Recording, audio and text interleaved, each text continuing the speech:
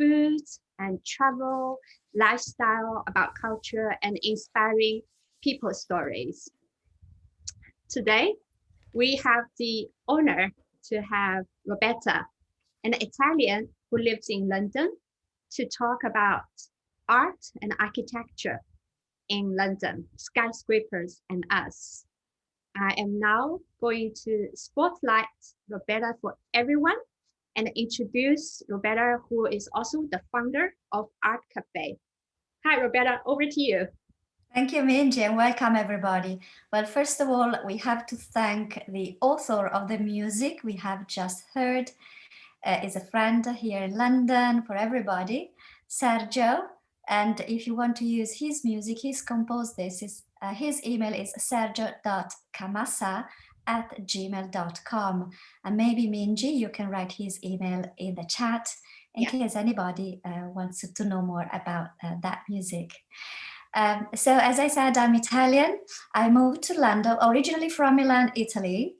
I moved to London in 2007 for work in a completely different field in business, but I'm passionate about history of art and history of architecture. And last year I took another degree in that subject.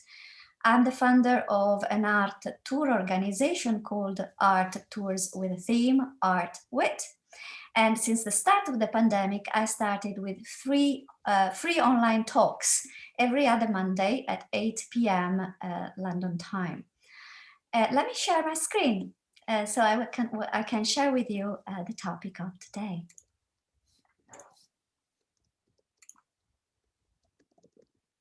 I hope you can see well. Yes. Okay. Very good. So the topic today is skyscrapers and us. So it will not just about learning of the buildings, but challenging ourselves about the interaction we have, the relationship we have with those kind of buildings and architecture. So it's an exploration about them and our relationship. The structure of the talk is very relaxed, but still there's a structure. We start with a quiz as an icebreaker. It's quite fun, and I invite you to use the chat area. Then I'll give you some historical context, and I promise it's not a boring historical chat.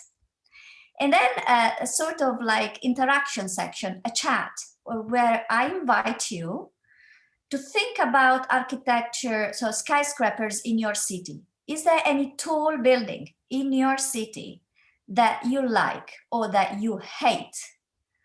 I want to stimulate your feelings, and if they are strong feelings, the better.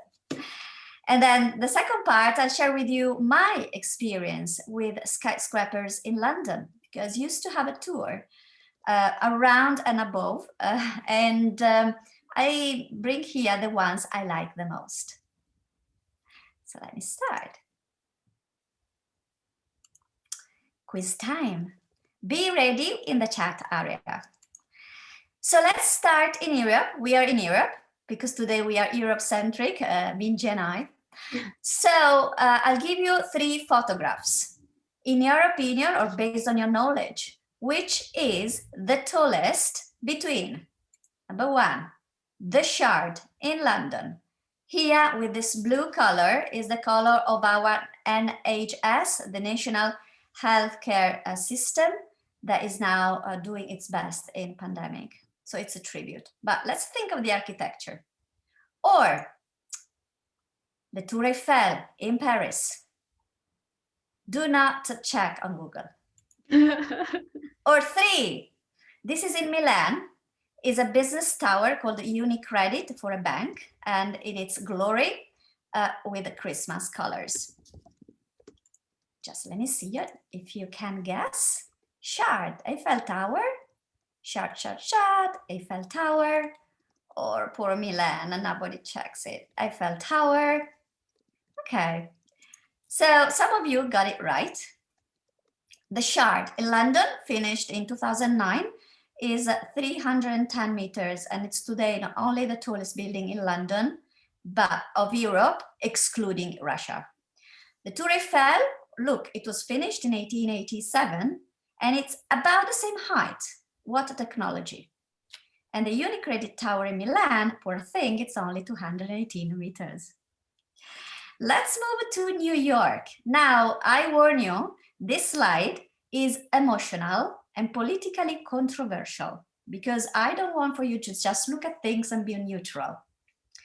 Okay, the first photo is about the Twin Towers. So I told you it's an emotional thing, but perhaps the best way to remember the good times is to talk about the architecture or the Empire State Building.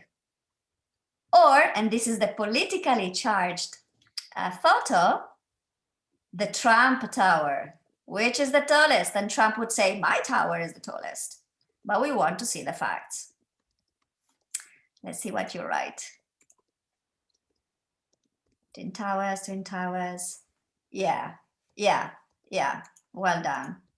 The Twin Towers built in the 70s were 415 meters one and 417 meters the other one. The Empire State Building, 1931, 381. Again, what a technology for those times. And the Trump Tower, it's even lower than the Milan skyscraper. Let's move to Asia. What is the tallest? It's relatively easy. This amazing building in Dubai, a mountain in the island of Mauritius. Have you been in Mauritius? I hope to go one day. Or this twisted building in Shanghai. Let me see. Dubai, Burj Khalifa, Dubai, the mountain. Okay. So most of you answered, or C, yeah. Most of you answered Dubai, some of you the mountain, and somebody here. So mystery opened here, the Burj Khalifa in the Emirates, Dubai, 828. And I found a mountain, I researched for it, that has the same height. Piton de la Petite Rivière Noire in Mauritius, 828. If you think of a mountain, it's even more fantastic. And the Shanghai Towers, 632. It's actually the second tallest, but it's the highest as a twisted building. So depending on the technology you look at, it can be the highest with that particular technology. Okay, let's finish with a quiz. Now, this is the Burj Khalifa, the tallest, that's clear. But among the new buildings, I think there are 70 new buildings under construction in the world. I picked the top 3. In your opinion, just your gut feeling, which is the tallest? This amazing Obelisko Capital Tower, #1 in Egypt. Look how beautiful, how elegant. Expected to be finished in 9 years, in 2030. Or #2, the Buri Mubarak Al Kabir in Kuwait, again finished in 9 years' time. Or 3, you can see that this huge thing, the Jeddah Tower, Saudi Arabia, we don't know the estimated date. Let me see your answers. 3, Jeddah Tower, I know, it's tough. And the answer is, they will be the same, 1 kilometer high. And for 1 meter, the Kuwait building will be the highest. Actually, they're going to build, this is the island as well, that come together, the buildings. Yeah, it's a package all together. I really look forward to visiting those things. Amazing. What sort of technology they may use. I'm really shocked. So let's try to understand the historical context to then think better of the future, to learn to appreciate what's coming up. So what is a skyscraper? Yeah, so is high elevation enough? And as a thought-provoking image, I want to show you something in the Yemen, which is a nation in the peninsula of Saudi Arabia, in the Arabian Peninsula. This is called Shibam Adramavat, I don't know how to pronounce it, the Chicago of the desert. It's a UNESCO heritage since 1980. 1882. This incredible urban center was started in almost 2,000 years ago, and currently it has 500 mud brick houses with between 5 and 10 floors with a height of up to 30 meters. Are they skyscrapers? Well, for the purpose of this presentation, I don't consider them skyscrapers. They're made by mud, which is fine, it's not the material itself, and when they partly collapse each year, new mud is put there. But technologically, they keep on being done with the same technology of 500 years ago, 1,000 years ago.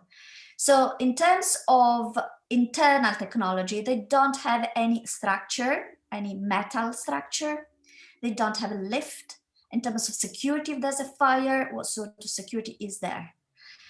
So for me, because they lack two key technological elements that I'm going to explain, they are not skyscrapers.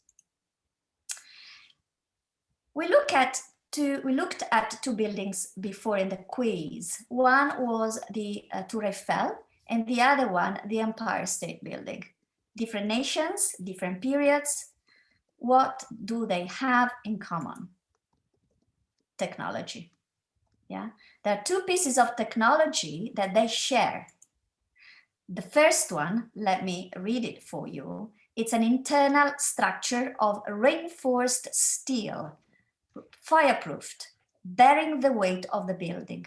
And this internal backbone made of reinforced steel was invented in France in the 1860s.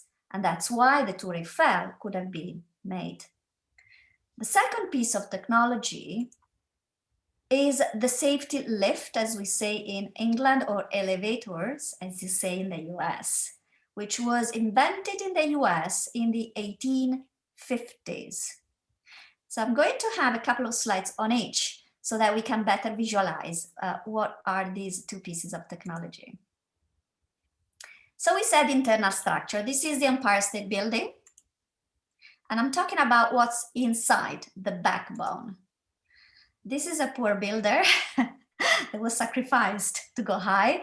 Well, you don't have to fear the elevation here and suffer for vertigo for this kind of job. So this chap is tightening the bolts, so these things, to make sure the structure stays together. And this structure is so strong, they can go higher and higher and higher. You can add pieces on top. And it's so strong that they can bear the weight of the facade. So the external part made by concrete, made by bricks, can be somehow a curtain, can be laid on the structure and not bear the weight. So if it is damaged, it doesn't matter, the building stays up. Now at his back, look at the Chrysler Building, 1930. So it was 370 meters. And both buildings, they were made at incredibly fast pace, just 2 years to be made from start to finish. And in both cases, the steel structure bears the weight. Let's go to the lift or elevator. Is this a lift? So apparently there are, we have evidence that since the ancient Greek times, elevators were being made, but they were manually used, making use of ropes or even water weight. But the problem is this, that in this case is something coming from Germany in the 1400, is not a safety elevator, because if this rope breaks, this poor chap splashes on the ground. But we had a genius, Elisha Graves Otis, and today Otis is a company. I live in an apartment building in London. We have an Otis lift, who was always a genius, always an inventor. He came up with this idea of a safety lift, but nobody bought it. Nobody understood how it could be a safety device. So what he did, in New York, there was the exhibition of the industry of all nations at Crystal Palace in 1853. He bought a space And he gave a demonstration, and he asked this chap to cut the rope, and as a magic trick, the lift, which is made not just by this platform, but the overall system, remained there. Maybe it slightly went down, but remained there. So imagine the people, wow, magic. And his sales doubled each year, to the point that now we have still Otis as a huge company. Now, there's something fun. What is the oldest skyscraper in the world? You want to have a go, perhaps, in the chat? Yeah, let's do it. What is the oldest? So you would like people to write? Yeah, there was a question. There was a question by Lilian and Andre. Internal, Eiffel Tower seems external to me. You mean what? The structure or the lift? If you tell the structure, well, clearly there is no coverage. They made the structure the building itself. If you mean the lift, well, the lift is there. I mean, it's visible. The Chicago Insurance Building, Gary. Yeah, wow. Chicago Insurance Building, yeah. So there's this Guinness Book of Records that says that the home insurance building in Chicago is the oldest skyscraper. So having these two technical things. 10 floors, 55 meters, built in 1885, demolished in 1931. They needed to build something else. But somebody says it's not the first skyscraper because the internal steel frame takes only part of the weight of the external wall. And perhaps this is instead the first proper skyscraper. It's called Rand Mcnally Building in Chicago. It's not a matter of height, but it's a matter of the internal steel frame that takes the entire weight of the external wall, which is now called the curtain wall. Now, those tall buildings, let's say skyscrapers, proliferated in the US from the 1880s to the point that by 1893, 12 skyscrapers were in Chicago, with at least 16 floors and 16 in New York. New York were quite slower, started later because approvals from the council came later, but it became the city of skyscraper. And they became a touristic attraction. So I found a postcard from Chicago, 1900, of this tall building called, it's the headquarters, it was, of the Masonic Temple, 92 floors, so double what we saw before, 21 floors, built in 1892 and demolished in 1932. So this was possibly the first modern idea of skyscrapers, because it had, I read, a panoramic rooftop open to the public with a cafe or a restaurant and a garden. And things, look at these buildings, poor things, that remained behind.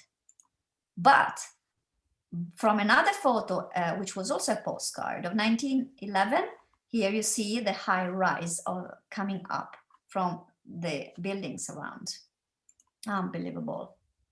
I want to talk about the aesthetics. Now you got the lift, you got the frame, yeah, but then we need, what do we look at when we approach them?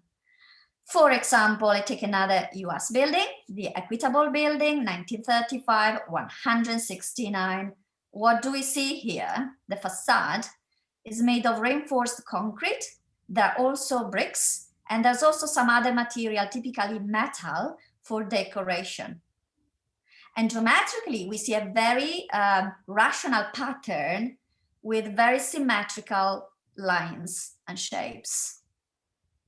What could have been, please try to use the chat, I make you work today. What could have been the model for this geometrical, rational, and symmetrical pattern, in your opinion? When you travels, Minji, you have already seen the presentation, so you cannot use it. So what do you mean by model? Is it like original? Like the aesthetic model. So you build something completely new. Mm-hmm. You may be inspired by the past, by something very beautiful, that people liked in old cities, in past cities. Oh, think of history, think of your travels. So, I mean, kind of like what inspired? What inspired the sort of this symmetrical pattern, the aesthetic of the facade. We got answer coming up. The Parthenon, the Greek temples, kind of the Italian Renaissance. Of course. Was inspired by ancient Greek architecture. And the Italian palazzo, for example, the Palazzo Farnese in Rome, which is today the headquarters of the French embassy. So my question is, when I was studying these things, how could we move from this Renaissance stuff to today's glass? What could be, in a Darwinian evolution, the missing link between the Renaissance-inspired facade to the glass, to the kind of alien sort of look of today's skyscrapers? And from the history of architecture point of view, that's another message. International style, yeah. International style is what I'm going to talk now. The building that links the first skyscrapers to today's skyscrapers is the Seagram building, built in New York in 1958. It's not a matter of height, but it's a matter of aesthetic. Look at the facade. The facade is not covered by not covered by concrete or bricks, but the steel frame becomes part of the aesthetics. And glass is not just a window, but it's part of decoration and nothing else. It's essential. There is no superfluous decoration here. It's a style called Modernism. And the father of modern skyscrapers is this chap here called Ludwig Mies van der Rohe, that we call Mies, originally from the Netherlands, moved to Germany, and he became one of the teachers in the architecture department of the famous Bauhaus school in Germany, which was opened in 1919 and closed in 1933. He joined in the last years. It was closed by the Nazi party, who didn't look at it as something that could represent their values. It was also made by artists and teachers who were Jewish. A lot of them were communists, so not the thing for the Nazi party. So a lot of architects and artists emigrated, escaped Germany, good for them to look for work. Mies moved to the US, where he met Philip Johnson, 20 years of his junior and the director of the MoMA, the Museum of Modern Art, at that time in 1940s.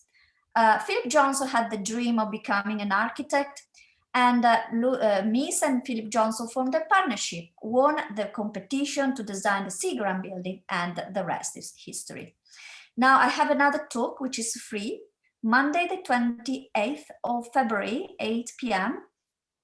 It's half an hour, and I tell more. It's the Skyscrapers Architecture is the title, and I tell more about modernist architecture and the history of skyscrapers. So it's more technical in a sense, if you like art history. Now today, what we see, the facade, it becomes a glass curtain. Now this is the shard, but all the ones we have seen in the future have mainly this sort of idea of having this structure that is also beautiful and can be shown either as a naked structure or with glass on it to emphasize, to give more light. I have 3 messages coming. Let's see. Norman Foster, his Barcelona pavilion is amazing. Yes, Mies van der Rohe. So Mike knows everything. I'll cover Mies very extensively on Monday the 28th if you want to join my talk. Right, it's the time of the chat.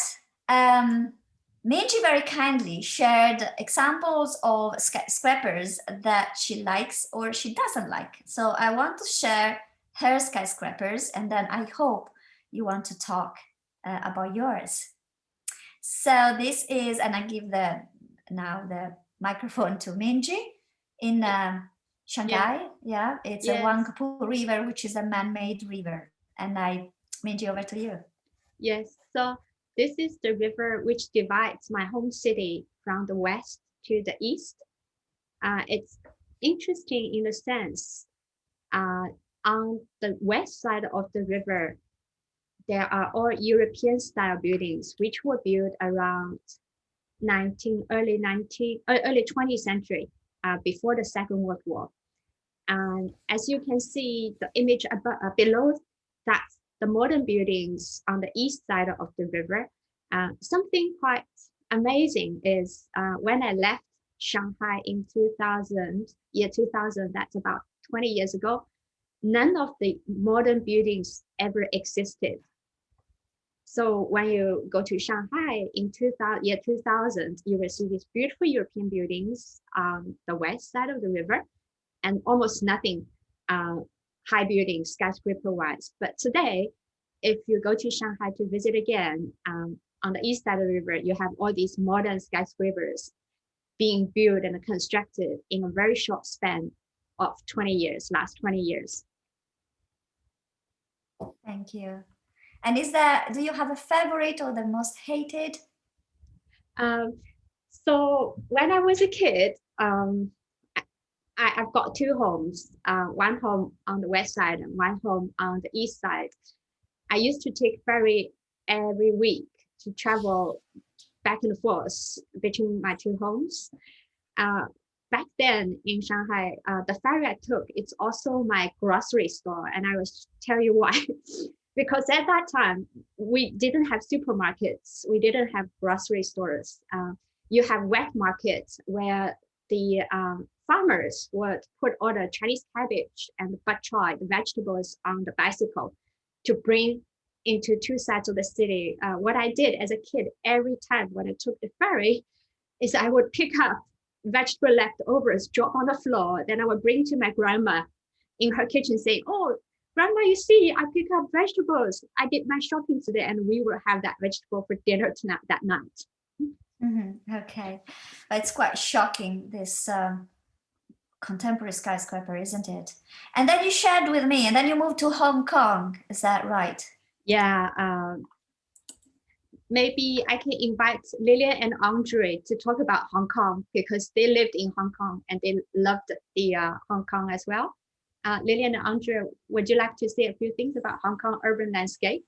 Did you work in one of those skyscrapers? Do you live in a skyscraper? Yeah, so we actually worked in one of these skyscrapers, not necessarily the most famous ones. The famous ones are obviously the Bank of China from IMP, and the tallest one, which is now across the harbor. Right. And yeah, this one is just 490 meters high. Wow. So, is a bit recent. When I arrived in Hong Kong in 2009, it was still under construction. So I saw it when it was like half constructed. What's also very interesting in Hong Kong is that they when you look in Wikipedia or something, they say there are more skyscrapers in Hong Kong than in New York. So one of the things is that in Hong Kong you have, I guess, less of office buildings than in New York, but you have way more condos and towers for residential across the whole territory. But then, I mean, that's not my expertise. No, but it's just interesting to see that some cities where there's such a density that it becomes a normal thing. Okay. And for the rest of you, I would like to learn more about your most loved or hated skyscraper, your relationship with it. For example, skyscrapers are part of your normal life, and they are there. You don't care about them because you run a different life. Or maybe you live in one of them, or you work, in this case, one of them. So you associate the height with job, and it's kind of controversial. You don't want to be there in your free time. Or like these little hens, you like walking on the rooftops, and this guy says, "Hey Todd, look, those people down there look just like us. So you like looking the world from above, taking a distance, chill out and relax. Or maybe you like skyscrapers so much that you climb them. These guys are professional climbers and this is New York. Yes, even the Shard was climbed, if you want to know.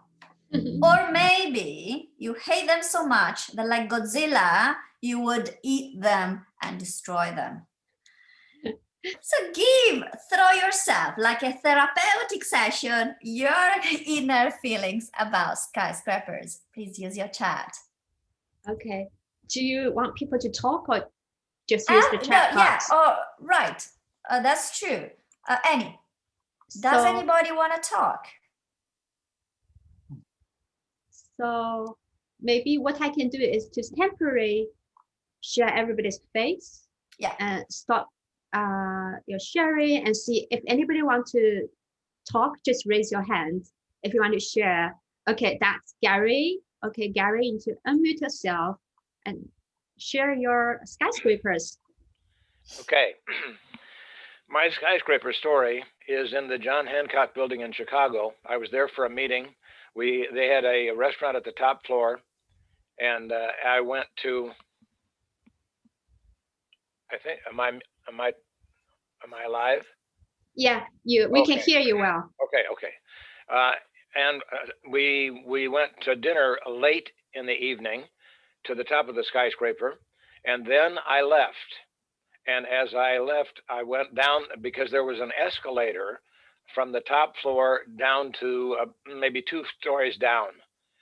And when I got to the bottom of the escalator, I realized that I'd left my attaché case in the restaurant. And meanwhile, they had turned the escalator both sides. There was an upside and a downside. They turned both into the down motion. And so I had to run up a 2-story escalator, which was in the downward mode, to get back to the restaurant. I made it and nearly died. That's the end of my story. So do you love it or do you hate it? Well, it was now I love it. Yeah, not at the moment. Not then. It was a struggle. Yeah. I think Stanley also said something. I think Stanley was trying to get Helen to talk. He says, Stanley, yeah, you want to talk? I literally cannot remember the name, but it was like a brand new building that opened up. No, I think it was like one of the existing buildings, and they opened up this massive sky garden, and it was a long time ago. I was about 10 at the time. It was the Sky Garden. Yeah, it was Sky Garden. Yeah. Well, maybe it was called the Sky Garden. Yeah, but it was really nice because we went up there and it was like walking through a really modern jungle, and they also serve like macaroons there, which is nice. So. So you're associated with food, which is a good thing. Well, both food and it's a garden and inside a building. It's cool. So yeah, it's very beautiful. It is very beautiful. Maybe it's more beautiful inside than from outside. I think Lillian and Andrea, they raised their hand as well. Yeah. So just for sort of fun fact, in Hong Kong, in the latest very tall building like the IFC or the ICC, IFC is 420 meters high, ICC is 490. What they have is double-decker lifts. So the lift technology now, thanks to the coordination that you can do with algorithms, basically you have 2 floors where you can go into the lift, and then you have the same lift with people on 2 levels in the lift, one for the odd numbers, one for the even numbers. Oh, wow. I don't know how many of these lifts exist now in the world. I guess Burj Khalifa must have that. I mean, there are several of them because IT-wise, we can do that now. I mean, you don't have to press the button outside of True. So they do the calculations to know where they need to do, how to optimize the thing. I mean, in a building like the ICC, I've read it's something like 80 elevator in total, 80 lifts. It's really huge. The number of lifts you have in these skyscrapers. My personal experience about the skyscraper is when I worked there. At that time, I think we're in the Chang'an Center, and then quite a high floor. And when there's a strong wind, we can actually feel the buildings swinging. And then we were told that that means it's safe, because it's supposed to behave like a bamboo, should swing with the wind. If it doesn't, it actually has problem. Swinging is good. So, but when there's typhoon, I'm also struggling whether I should stay in the building or I should get in the street. So I never feel really at ease in the Hong Kong Island. Sounds like a theme park. I think Christina also wants to share her story about BT Tower in London. So Christina, I'm going to spotlight you. And if you can unmute yourself, please. Yeah, the BT Tower in London is dwarfed now by everything, but was very famous as a very tall tower.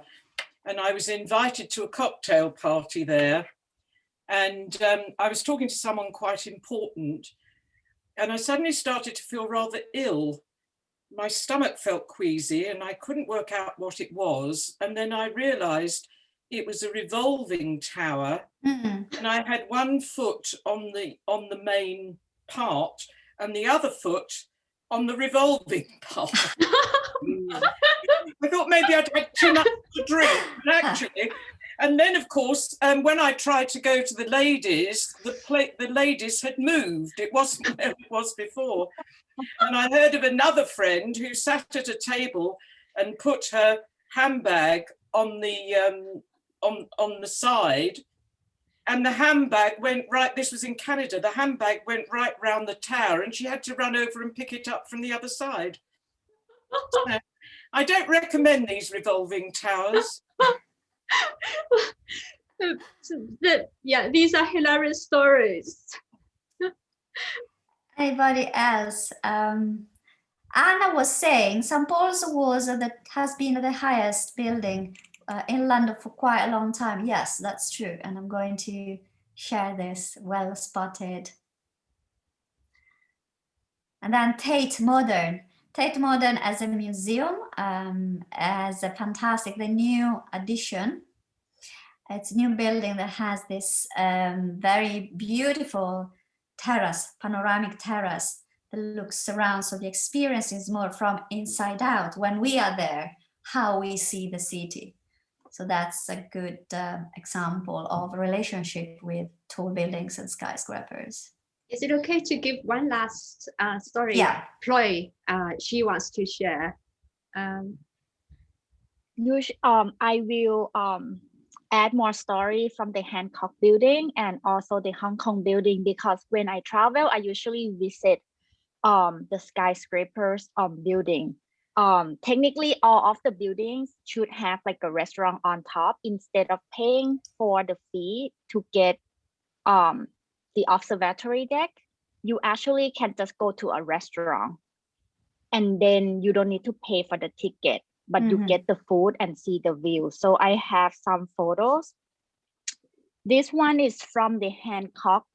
This is the only photo that I have for now. This is a John Hancock in Chicago. I usually go to this restaurant every year, except last year and this year, to just celebrate the birthday brunch with my friends every year for the past like 5 years. And then I have another photo from Hong Kong. This one is Sky 100. I'm not sure if this one is the tallest in Hong Kong. I think Lillian and Andrea might know best, but this one I went up to just get like afternoon tea. And then I have one more from Korea. So this one is Lotto Tower that they claim that is the tallest one. And I think this one doesn't have food. So, or I missed that somehow. So this is my story. Fantastic. Fantastic. Okay, so thank you very much. Thank you. I was asked to share the link on my future talk, but I was just answering so I can tell everybody. in the email that Minji sent to everybody, there's at the bottom, there's a link to my Eventbrite page with a list of my future talks, but I'm happy to maybe send the link in this chat at the end. So just remind me. Also, I sent the email address of Sergio, who composed the music. I just sent in the chat record in case you would like some funky music. Funky music. No, Sergio is into jazz, so he will follow you up in the jazz world. Okay, so if you are like happy now, I can go on. Yes, please. Am I sharing at the moment or not? Not at the moment. Okay. So you probably need to share screen again. Sure, here it is. Yes, now it is. So thank you very much for sharing your experiences, and I'm sure you have more. But now we need to move to our final part, the London Skyscraper. So I'll share with you my experience and what I like. I used to have a tour, as I said, in the central part of London called the City of London. This is where London started, where Romans arrived 2000 years ago, and where, let's say, technology around buildings has been implemented from the Romans to today's skyscrapers. If you expand the City of London, that's a map, and it's relatively small. It has been almost completely destroyed by the bombs of the Second World War. So time to rebuild. However, two buildings, St. Paul's Cathedral and the Tower of London, luckily for them, they were spared the destruction. So they are now, let's say, the oldest and most complete buildings in London. And because of this, there's something called the right of sight. So there's a legal requirement for urban planning in the city, and in some parts of London, then any new building has to make sure that St. Paul's and the Tower of London are seen. So they have a protected view. So whatever you build in terms of height and in terms of shape shouldn't obstruct the view from the main roads. And that's the reason why in London, we didn't have many tall skyscrapers for quite a long time. When I came to London, it was 2007. I came here thanks to a fantastic job opportunity in the world of finance, let's say, so in the city. But in my free time, I was a tourist and I went to see St. Paul's Cathedral. When you get in, you can buy a ticket and go up. There's a dome and there's an external balcony that goes around the perimeter of the dome and with a fantastic sight. Now, St. Paul's Cathedral was actually destroyed by the Great Fire of 1666. And the main architect of the time, Christopher Wren, who was also made Sir, so Sir Wren, designed a number of buildings and actually tried to make also an urban plan of the area. And he's most famous for having designed what is today St. Paul's Cathedral, which was completed in 1708. Now its height, the highest part is 111 meters. And so the cathedral has been the highest building of London for about 300 years. This is looking to the east of London, the part that we call the city. There was something going on in terms of buildings, and there was already some high rise at the horizon, which was compliant with the right of sight rule. The two iconic buildings were the Gherkin, built in 2001, 180 meters height, and the Tower 42 in 1980, much before, 183. So the Tower 42 has an amazing cafe and bar, which you can go and visit, hopefully when the lockdown ends. The Gherkin was designed by Norman Foster, a great mind of architecture, at the place of a building that was destroyed, partly destroyed by a bomb by the IRA, the Irish Independent Movement in Ireland.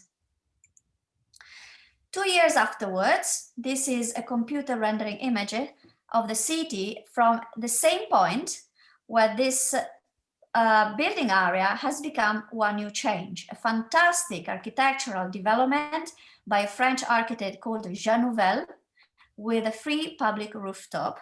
But you see, it's quite small, yeah? So this is completely compliant with the right of sight. Now we have a third building here, the Heron Tower, 2011, 230 meters, with a fantastic restaurant called, can you remember this? I know you know. It's a fantastic restaurant, which at the moment I don't remember. You have to visit. Yes, the Sushi Samba, very, very well. Now, time passes by, and this is a photo of 2019, St. Paul's Cathedral. So this is the balcony that I was mentioning before, looking east. So now you have the Tower 42 we mentioned before. We don't see the Gherkin anymore. We don't see the Lloyds anymore. We didn't see it before. We don't see it here. But we see the Cheese Grater, 2014, 225 meters. The new monster coming up, which is just finished, the 22, because the address is 22 Bishop Gate, 278 meters, which is now the tallest building in London apart from the Shard, North River. You have the Scalpel, 2018, 190 meters, and this is where you want to have the macarons, the walkie-talkie with the Sky Garden rooftop here. So what about the Shard? Where is it? Here it is. This is opposite view from east to west of London. So that's St. Paul's Cathedral. And the Parliament is here. This is Hyde Park. And you see the proliferation here. This is funny. It's called the ham can. So the box of ham, because it looks like something you can open up and have your jelly ham, and proliferation of stuff going on. Now, when I used to run my tour here, I had a problem with my hair. There was a lot of wind. This is me, kind of, it could be me. But it was, jokes apart, very dangerous. This guy says, is it just me, or are we getting a lot more wind lately, more wind? So it became very dangerous even to cycle around this building. There was a wind effect. And therefore, now there are new guidelines by the City of London Corporation, which is the governing body of the city. If you want to submit a request for a new skyscraper, you also have to submit a test that demonstrates that your building does not increase the speed of wind above 8 meters per second. But now we have more than double. It's around 20. So, what a challenge. I want to talk to you about my 3 favorite buildings. The Shard. This is Renzo Piano, an Italian architect. And he is such a star that he's nominated senator for life in Italy, like an OBE here in the UK.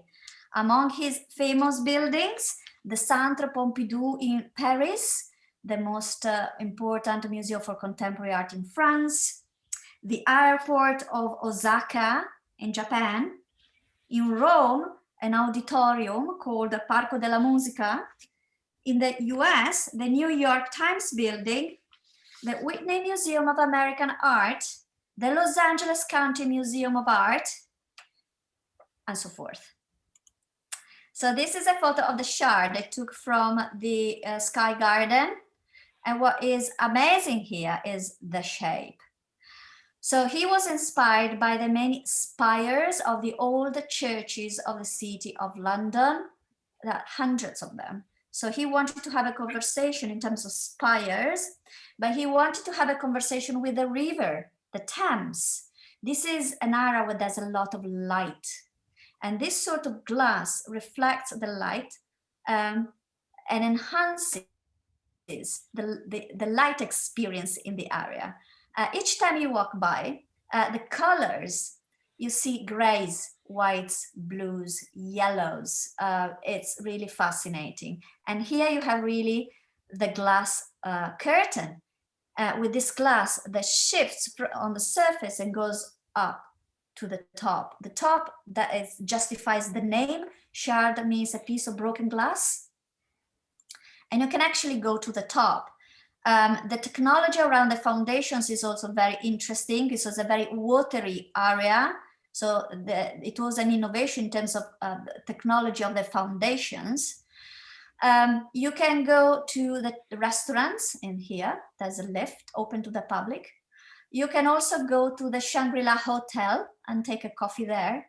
Or you can buy a ticket to the rooftop. It's open. You're protected by the glass, but it's open. Amazing. This is the technology around building here. There's a core made by steel, covered by concrete.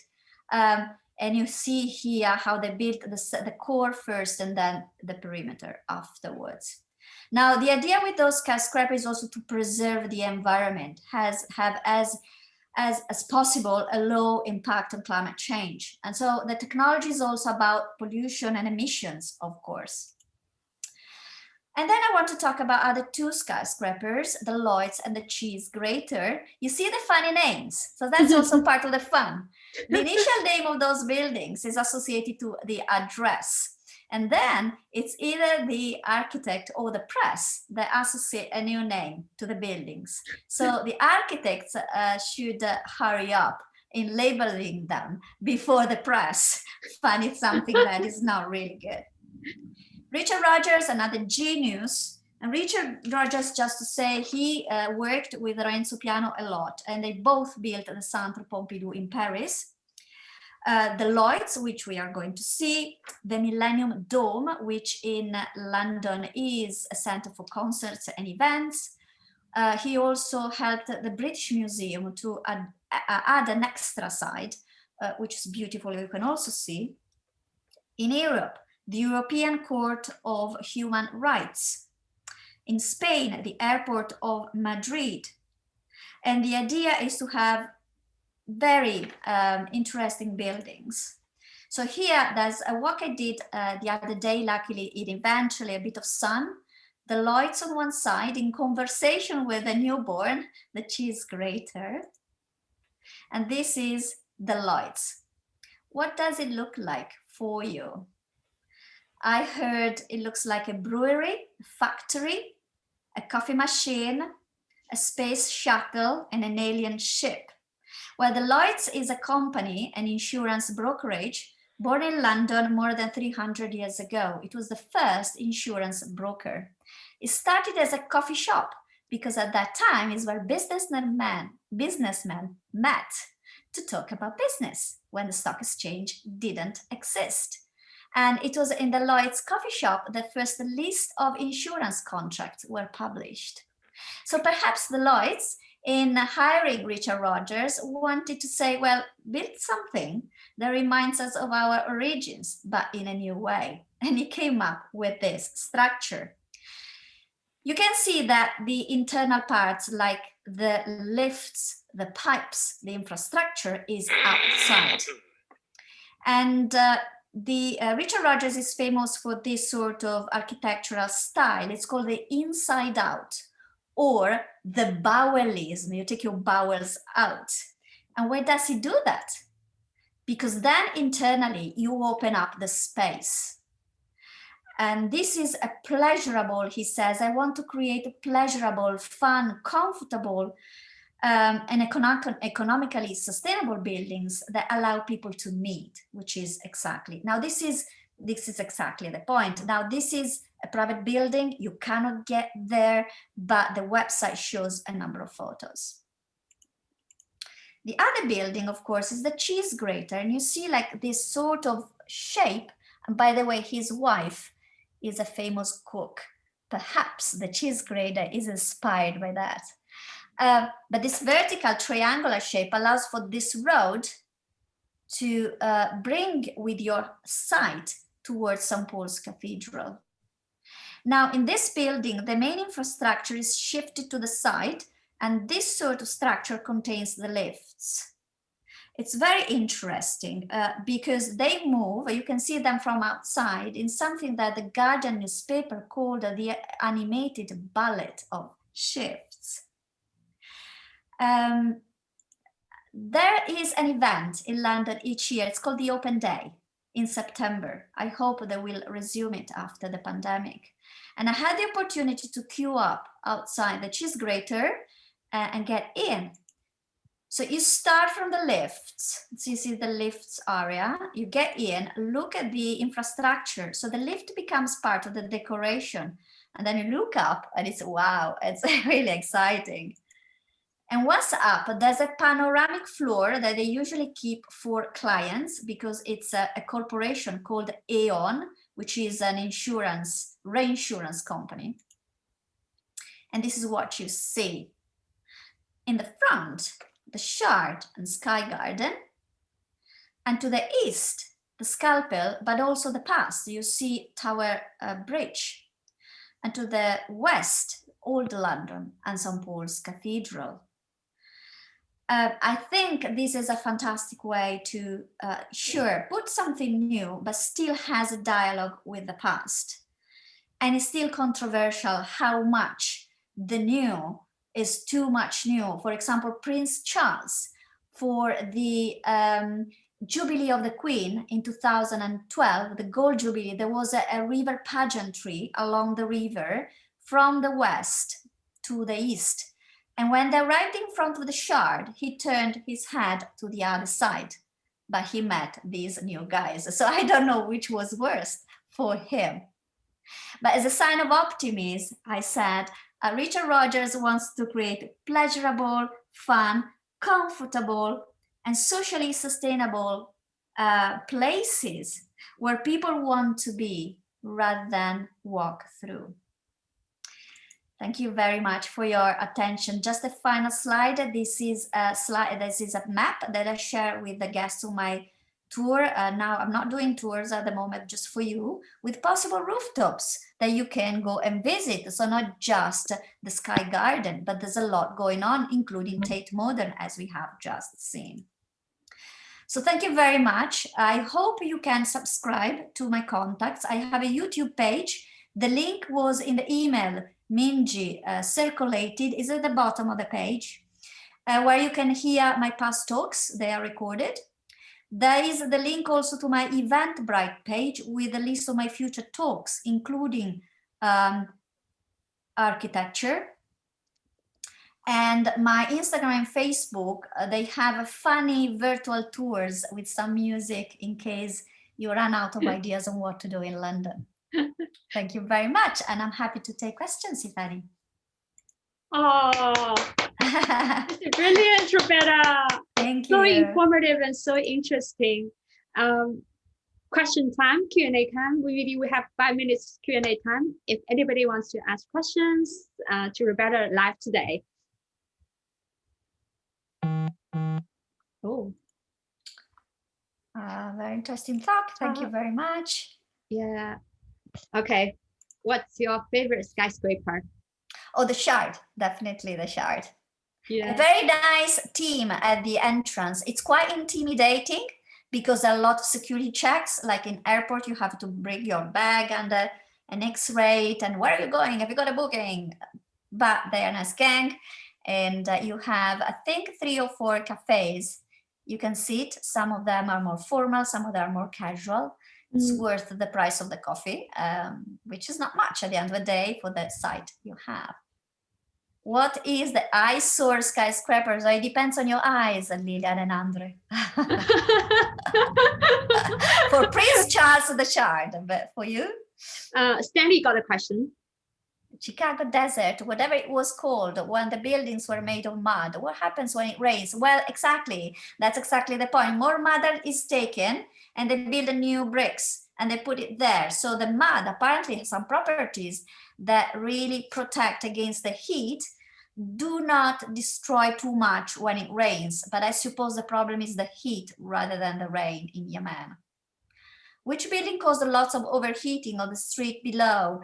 It was a Sky Garden. It has a curved surface. It's also called the scorcher. When it opened, it was a very hot spring. The sun bounced off the wall, I mean, the curtain of glass, to the street. There was, I think, a Porsche car there, and the plastic parts were burned. And so the area was completely fenced. It became kind of dangerous, and the architect said he completely underestimated how much sun there can be in London.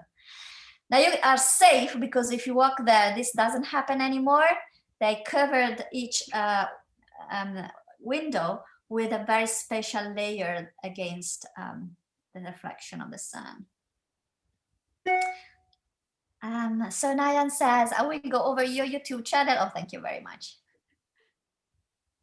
How long the glass curtain skyscraper could last theoretical without major overhaul? I don't know. But that's the technologies, the resilience, strength of the materials. There are some glass also that self-cleans. Some technology arrived to that. So you don't have to think of the glass we have outside our windows. This is something that is blended with other materials to make it so strong, but transparent at the same time. It's unbelievable what they do. Yeah, so thank you so much. If you want the link to my next talk, I'm happy to share it. Please, please. Just Minji say something in the meantime. Yeah, Roberta, this is so fantastic, because we pass through these skyscrapers if we live in big city all the time. But your talk really, at least for me, made me re-look at London and rethink about the meaning and ideas, also environment impact and engineering behind the skyscrapers. Since I'm happy it was inspiring. Yeah, it's very, very, very excellent and really engaging talk. I love the quiz at the beginning, and also everybody's sharing today, so we get a diverse perspective. Okay, let me. Talking about environment, one of the vision we have in the group is, in the future, we want to make travel more sustainable. So we have, we're very lucky to be able to engage a couple of speakers who really care for our Earth, our planet. So that's the place we travel and we live. I would like to invite Lloyd, who very kindly connected with a guest speaker for next week. Lloyd, would you like to introduce next week's topic?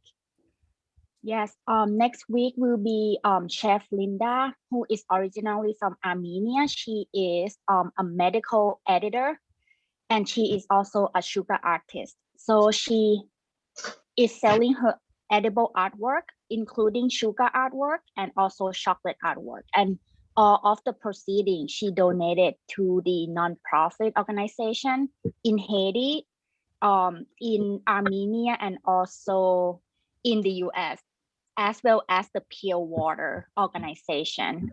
So next week, she will be doing a demonstration how to do sugar artwork, and we'll talk about her Armenian heritage, culture, her life, as well as her appearance on Food Networks, where I have known her for several years, and luckily in 2020, Food Network contacted her and cast her on the Candyland show.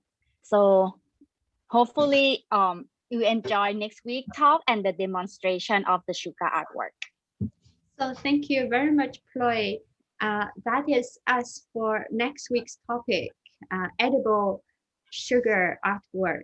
And her website actually shares her vision, schooling the world, one sugary snack at a time. So we all very much look forward to seeing everybody here next week and meeting the edible sugar artist invited by Chloe. So everybody, thank you very much. Roberta, thank you very much, everybody. See you next week. Bye. Thank you. Bye.